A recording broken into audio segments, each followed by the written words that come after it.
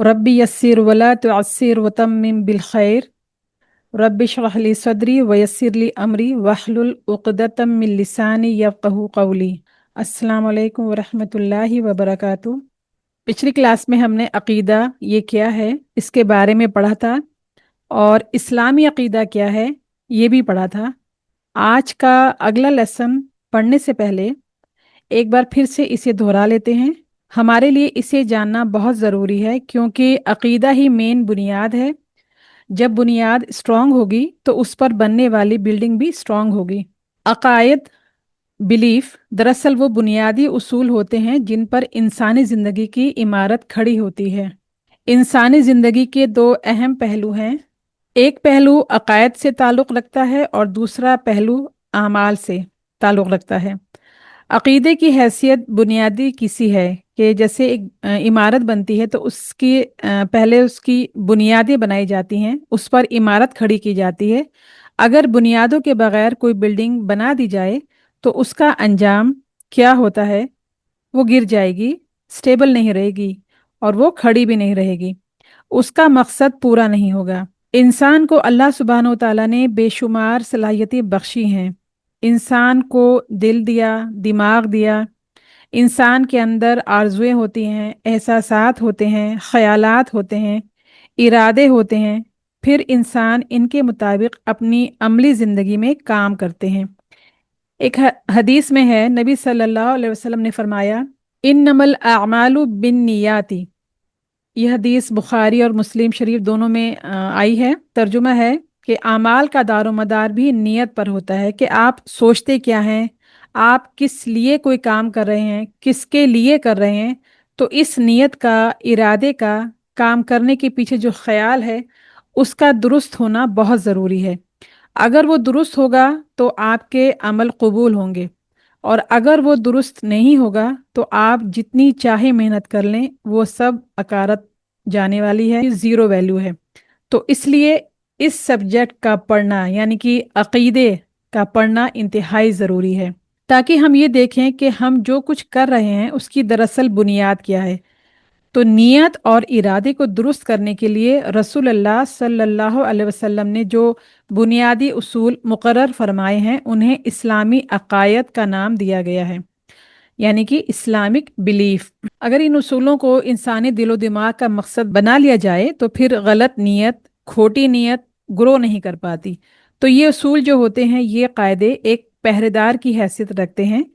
जब भी इंसान के अंदर नियत में कोई फतूर या कोई ख़राबी पैदा होती है तो ये उसूल आपको चेक करते हैं।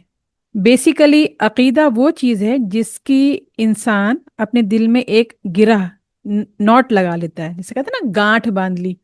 तो ये अकीदा जो है ये दिल का जो एक गांठ बांध ली जाती है, ये उसका नाम है। अकीदा का लफ्ज़ अक़द से है, उस पर यानी उस पर पक्का ईमान लाना, उसको अपना दीन बना लेना, उसको अपना लेना। हमारे दीन में इसकी बड़ी अहमियत है। अगर इंसान का अकीदा दुरुस्त ना हो यानी कि अकीदा इस्लाम अगर वो दुरुस्त ना हो तो दीन के नाम पर किए जाने वाले आमाल, अक़वाल यानी हम जो भी अमल कर रहे हैं या जो भी कह रहे हैं वो सब बातिल हो जाते हैं।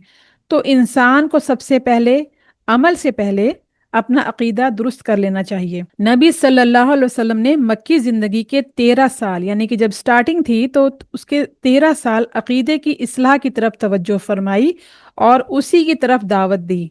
जाफ़र बिन अबी तालिब रज़ियल्लाहु अन्हु ने जब हबशा के बादशाह से गुफ्तगू की तो सबसे पहले अकीदे ही की बात की थी कि हम जाहिल थे, बुतों को पूजते थे, मुर्दार खाते थे, बेहयाई के काम करते थे, रिश्तेदारियां तोड़ते थे, पड़ोसियों से बुरा सलूक करते थे और इसके अलावा भी बहुत सी खराबियों का जिक्र किया। तो उन्होंने हमें यानी नबी सल्लल्लाहु अलैहि वसल्लम ने हमें अल्लाह को एक मानने, उसकी इबादत करने और उसके अलावा पत्थरों और बुतों को पूजने, जिन्हें हमारे एंसेस्टर या फोर फादर्स पूजा करते थे, उनकी इबादत छोड़ने की दावत दी। उन्होंने सबसे पहले क्या बताया कि इनकी दावत, इनका पैगाम या इनका मैसेज क्या है, बुनियाद क्या है। तो जब अकायद दुरुस्त हो गए तो माशरे की इस्लाह हो गई, फ़र्द की भी इस्लाह हो गई। آج بھی جو لوگ کسی عقیدے کے بغیر زندگی بسر کر رہے ہیں وہ صرف حیوانوں والی زندگی بسر کرتے ہیں، اور ان کی زندگی کا مقصد صرف کھانا پینا، عیش و عشرت، یہی چیزیں رہ جاتی ہیں۔ ان کی زندگی گزارنے کے کوئی گہرے اصول نہیں ہوتے۔ آج بھی اگر ہم انسانیت کی اصلاح کرنا چاہتے ہیں تو اس کے لیے سب سے پہلے عقیدہ ہی درست کرنے کی ضرورت ہوتی ہے۔ یہاں تک کہ اپنے بچوں کی اگر ہم اصلاح کرنا چاہتے ہیں، ان کو صحیح مسلمان بنانا چاہتے ہیں، تو اس کے لیے بھی ضروری ہے کہ ہم ان کے عقیدے پر کام کریں۔ بہت سے لوگ اوپر اوپر سے کام شروع کر دیتے ہیں۔ اوپر اوپر سے یعنی کہ نماز پڑھ لو، یعنی کہ جو ظاہری کام ہمیں دکھ رہے ہیں، ظاہری اعمال جو ہمیں دکھ رہے ہیں اس پر کام کرتے ہیں، جیسے نماز پڑھ لو، روزہ رکھ لو، پردہ کر لو، یعنی ان کو صرف اعمال بتاتے ہیں اور ان میں وہ کوئی دلچسپی نہیں رکھتے۔ آج کی جنریشن ہے، اب آپ کہہ رہے ہیں بچوں سے نماز پڑھ لو، روزہ، تو وہ کر تو لیں گے آپ کے کہنے پر، لیکن اس کے پیچھے کی جو گہرائی ہے اس کو وہ نہیں سمجھ سکتے۔ تو اس کے لیے ان کو عقیدہ جو کہ دل سے معاملہ ہے، ہمارے بلیف کا معاملہ ہے، اس کو سکھانا بہت ضروری ہے۔ اور ان میں وہ کوئی جو یہ ظاہری اعمال ہیں اس میں وہ کوئی دلچسپی نہیں رکھتے، ان اعمال میں کرنے میں ان کو سمجھ ہی نہیں آتا کہ ہم یہ کام کیوں کریں۔ اگر بنیادی عقیدہ درست ہو جائے تو ان کو جواب مل جاتا ہے کہ ہم یہ جو کر رہے ہیں اس کے پیچھے مقصد کیا ہے۔ اور پھر جب ایک دفعہ انسان کو یہ پتہ چل جاتا ہے کہ میں جو کچھ کر رہا ہوں اللہ کے لیے کر رہا ہوں، جو کر رہا ہوں اس کا حساب دینا ہے، تو پھر اس کو اللہ سبحانہ و تعالیٰ کی بات سمجھ بھی آتی ہے۔ پھر اس کے اندر دین پر عمل کرنے کی دلچسپی بھی پیدا ہوتی ہے، اور پھر اس کے اندر سے ڈاؤٹس بھی جو ہیں وہ ختم ہو جاتے ہیں۔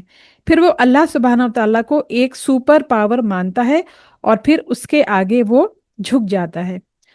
اور پھر سمعنا واطعنا، سمعنا یعنی کہ سنا، اور واطعنا یعنی کہ اطاعت کی کا جذبہ پیدا ہو جاتا ہے۔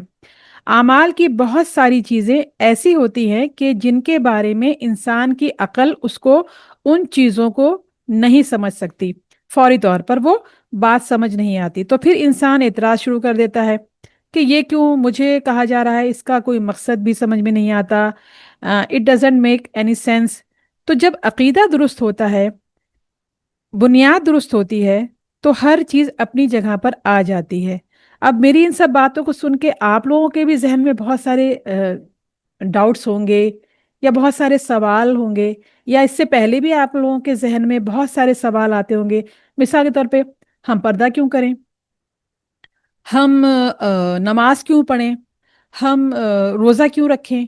اس طرح کے ڈاؤٹس آتے ہیں، اور یہ جب آتے ہیں جب ہم جس کو کہنا چاہیے نا، مسلمان تو ہیں مگر اوپر اوپر سے ہیں، گہرائی جو ہے، دل کی گہرائی جو ہمارا عقیدہ ہے وہ ہمیں نہیں معلوم کہ ہم نماز، جب ہمیں عقیدے کی پہچان ہوگی، عقیدے کی نالج ہوگی، عقیدے کا علم ہوگا، تو ہمیں یہ پتہ ہوگا کہ یہ اللہ سبحانہ و تعالیٰ نے ہمیں عبادت کے لیے بنایا ہے، اور اللہ تعالیٰ نے انسان اور جن کو صرف عبادت کے لیے ہی بنایا ہے۔ جب انسان کو علم ہوگا تو کہ ہمیں اللہ تعالیٰ نے عبادت کے لیے بنایا ہے، تو وہ پھر اس طرح کے سوال نہیں کرے گا۔ تو ذہن میں جو بھی سوال آتے ہیں ان کا جواب، اگر ہمارا عقیدہ اسٹرانگ ہوگا تو ان کے جواب ہمیں خود بخود مل جائیں گے، اور عقیدہ جب اسٹرانگ ہوگا جب ہمیں اس کا علم ہوگا۔ اسلامی عقیدے کی بنیاد خصوصیات یہ ہے کہ یہ فطرت کے عین مطابق ہے، کیونکہ اللہ سبحانہ و تعالیٰ نے ہی ہمیں پیدا کیا، اسی نے ہمیں بتایا ہے کہ ہمیں کیا کرنا چاہیے اور کیا نہیں کرنا۔ اور یہ بھی یاد رکھیے کہ یہ عقیدہ نبی صلی اللہ علیہ وسلم نے اپنی طرف سے نہیں دیا، بلکہ جو باتیں وحی کے ذریعے انہیں دی گئیں وہ ہم تک پہنچائی گئیں۔ اس عقیدے کا تعلق غیبی امور سے ہے۔ غیبی امور کا مطلب کیا ہوا؟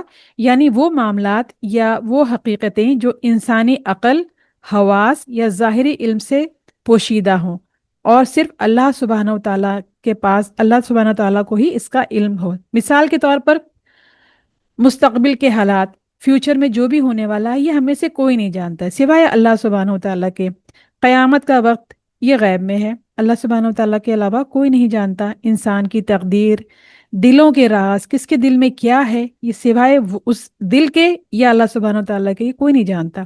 اور عالم برزخ اور آخرت کے مناظر، یہ سب غیبی امور کہلاتے ہیں، کیونکہ انسان اپنی کوشش یا علم سے انہیں نہیں جان سکتا جب تک کہ اللہ سبحانہ و تعالیٰ وحی یا اپنے نبی کے ذریعے کچھ پہلو ظاہر نہ کریں۔ یہ بھی یاد رکھیے کہ اسلامی عقیدے کی اساس جو ہے وہ عقیدہ توحید پر ہے۔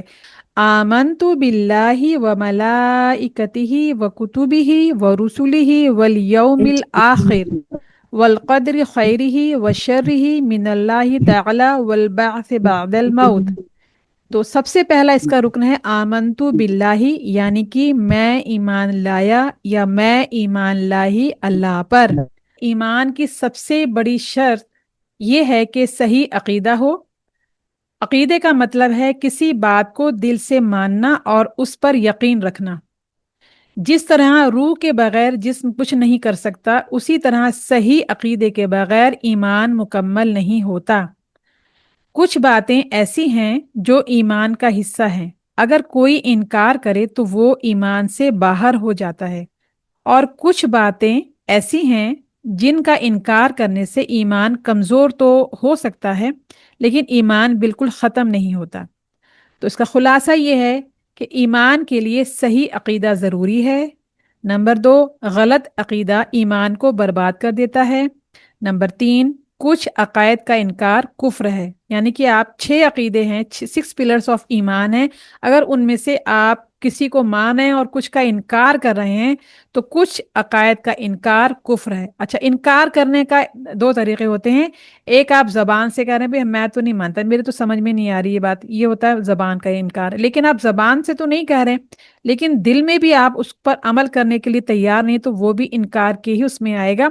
تو کچھ عقائد کا انکار کفر ہے، اللہ تعالیٰ ہمیں کفر سے اور شرک سے بچائے۔ کچھ باتوں کا انکار، آمین۔ آمین، کچھ باتوں کا انکار گناہ اور نفاق ہے۔ تو یہ اللہ سبحانہ وتعالیٰ سے دعا ہے کہ اللہ سبحانہ وتعالیٰ ہمیں جو ایمان کے جو یہ عقیدہ اسلام کے جو 6 رکن ہیں جو بھی میں نے پڑھا، آمنتو باللہ و ملائکتہ و کتبہ و رسلہ، یہ جو 6 رکن ہیں، اللہ سبحانہ وتعالیٰ ان پر عمل کرنے کی توفیق عطا فرمائے۔